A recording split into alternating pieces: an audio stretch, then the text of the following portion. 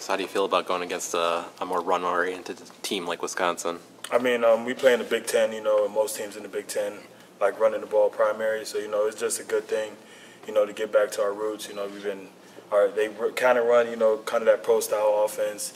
Our offense kind of pro-style. So, we used to seeing fullback, 21 personnel. So, it's just good to go back to that run-style, pro-style offense. What are the things that have stood out to you about them when you watch them on film?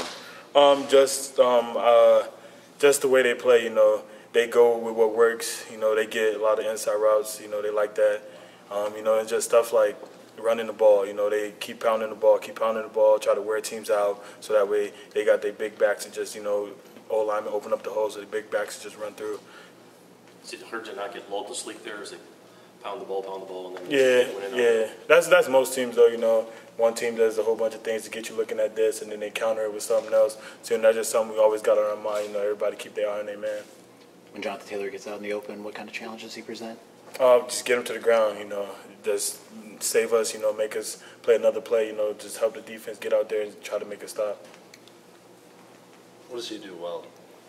Say it again. What does Jonathan Taylor do well? He has good vision and patience. He waits for the hole. He doesn't try to force it in there.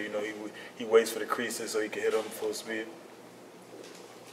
The two Devons were in there yesterday saying they think personally that you can't come in and run on this defense. Yeah, that's one thing, as a defense we pride ourselves on. Can't run the ball, you got to beat us passing, get us to, once we get them to third down, that's where we want to thrive at as a defense, third down, limit as much third down conversions as possible. So, we just make sure a team can run the ball, get them in third and long, and let our ends and D tackles do the work. Are you taking it personally that they think that they can run the ball on you guys? I take every Big Ten game personally because, it makes or break the season. So I'll take every game personally. What things were working and stopping the run against Maryland? Because they ran a lot and didn't run as much on Saturday. Yeah, it was practice. Everybody was tuning in to practice, listening to coach. Everybody stayed disciplined. You got a gap. Make sure you play your gap first. Don't try to be Superman and go out your way to go make the play. Every play is not for you. Every play is time for somebody else. So, just being disciplined, staying in your right place, reading your keys, that's what helped to stop the run against Maryland. Does it become easier for you guys to be disciplined and not go out and try to make that play? Yeah, I think we're a veteran team now. Played most of our guys started last year, and now we're halfway through the season now. So, you start to get that feel. All right, we know whose plays are for who. We know who's supposed to make this play. We know who's supposed to make that play. So, just make the plays that come your way. Make the plays you're supposed to make, and we're going to be good. Horny Brooks tends to be known as a game manager, but as you saw last year, he was able to make a couple big throws. What's so challenging about facing him? I mean, it's like we didn't know we went into the game, all right, they're more of a run team, not a passing team, but, he made all the throws to beat us last year. So, going into the game this year, just play how we play, don't expect anything.